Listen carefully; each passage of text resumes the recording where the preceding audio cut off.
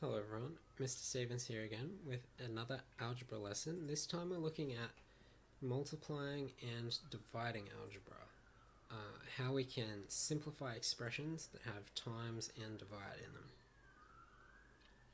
So I want to just jump straight into an example.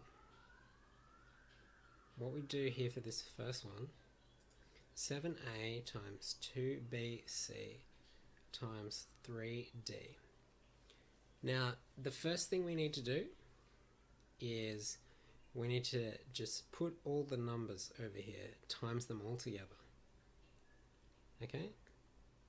7 times 2 times 3. We just take the numbers, put them over here straight away. Now the next thing we do is we take every letter that we have and times them all together as well.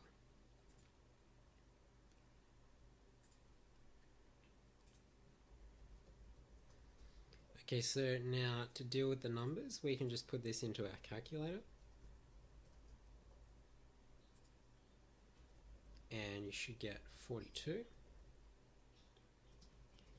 And then what we can do is just write down all the numbers. Remember, if we have times in between some letters like this, we can get rid of it and just write the letters down without any gaps. So the way we simplified this algebra with times in between is we just times every single thing together. Everywhere where a times was missing here, we put it back in. But we just changed the order a little bit to group together all the numbers first and then all the letters after. And that's the way I always want you to do these times questions. Start with the numbers.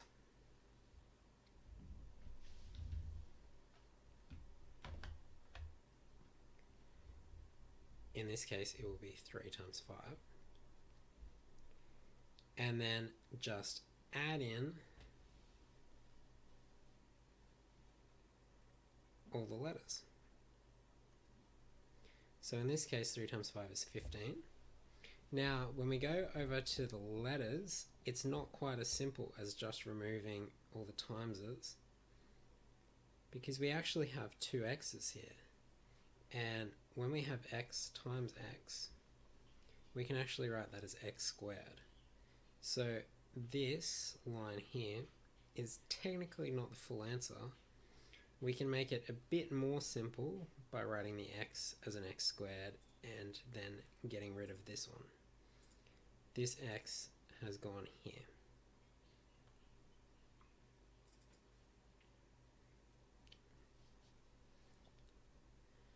Okay, and now let's look at how we do divide. When we do divide, what I want you to do first is, again, we always deal with the numbers first. And the way I want you guys to do this is just put it into your calculator. 10 divided by 15. And your calculator will tell you the answer is, sorry, not 1 over 3, 2 over 3. And now we look at the letters. The same as with times, we start with the numbers and then look at the letters. Now, what we're looking for here is any letter that is on the top and the bottom, we just cross it out. Okay? There's an A on the top, but there's no A on the bottom, so the A has to stay there. But there is a B on the top and on the bottom. So we can cross out the B's, and we're left with just A divided by C. And that's the answer to this question. Let's try the last one.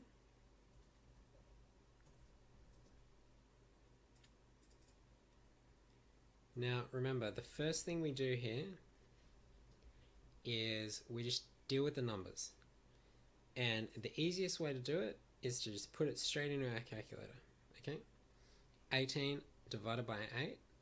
Your calculator will probably give you a decimal answer to this, but just make sure you press that fraction button to put it in fraction form, and you'll end up with 9 over 4. Now, we move on to the letters, and remember we're looking for any letter that is the same on the top and the bottom. Now we have an X on the top here and we have an X on the bottom, but instead of just crossing out both the X's, we're actually going to cross out the X squared, because remember what this X really means, X squared, is X times X. So what we've done is we've crossed out the X on the bottom, and then we've crossed out one of these two X's, which means we get rid of the 2. And there's a Y on the top, but there's no Y on the bottom, so the Y just stays there. And there's a Z on the bottom, and there's no Z on the top, so the Z just stays there. And our answer is 9Y over 4Z. Okay, for you guys to just practice this a little bit yourself, you're going to have another EP lesson that will be linked right below this video. Thanks, guys.